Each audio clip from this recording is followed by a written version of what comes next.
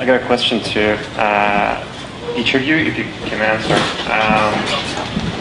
How did you discover your mission in life, your Dharma, after your experience with Maharaj-ji? I think he was like very helpful in that. And it's been very important for me recently that I'm like close to discovering what it is that my mission in life, but I'm always like one step away. So I can't like make the final decision that this is what I'm going to do, and this like I have to do for the rest of my life. And how did it work for you? If you can answer each of you, I would appreciate it. Thank you. It's not your mission. It's not your mission. Could you elaborate on that a little?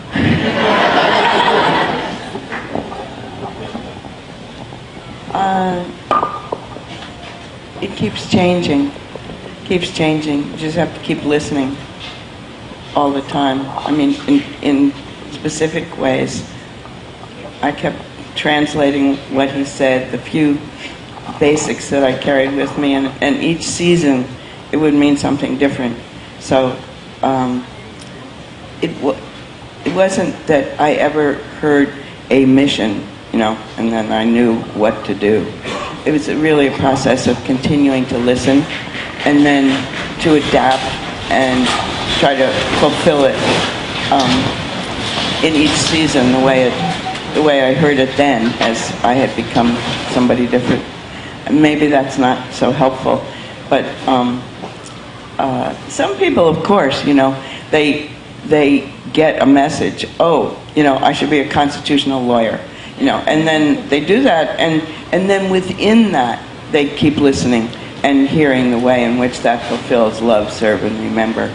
I did a lot of different things, but it was because I kept listening to him and trying to follow what I heard at that time. Thank you. Surrender. Surrender.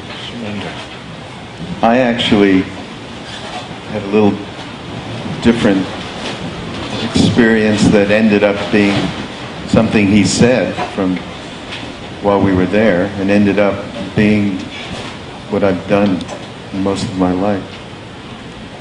I met Ram Dass I'm from Montreal, and I met him in Montreal because I was a program director of a radio station, and they wanted me to announce that he was giving a lecture. So the short story is, I heard a tape of it before I put it on the air, and was, as everybody here, heard those first lectures of Ram Dass, and it was like, oh yes, now everything made some sense. Anyhow, so then I would put those lectures on, we were just broadcasting Ram Dass all the time, 24/7. I got him down at the station, and so, not quite, but. So I end up in India, and one day in Vrindavan, Maharaj-ji says to me, what do you do in America? So I'm trying to figure out how to say program director, radio station, whatever, and in English, he said to me, broadcaster? And I got that it was also that I was so into it, I was like telling everybody, and I was announcing it on the radio, and have done that to this day, as I'm, working with the foundation, and I've been working with Ram Dass and Krishna Das and other satsang members. So I got that, of course I didn't realize it in the moment, but through my whole life, that one broadcaster, I've always related to that as, bless Usher Bud.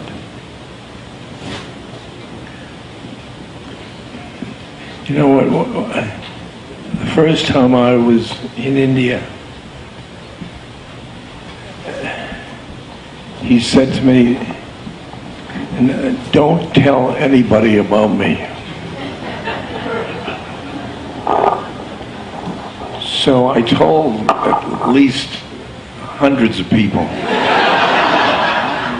thousands, and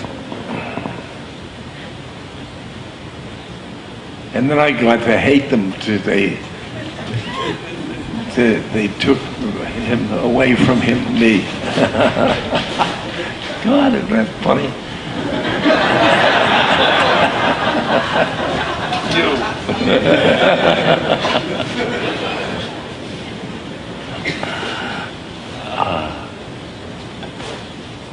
Next question.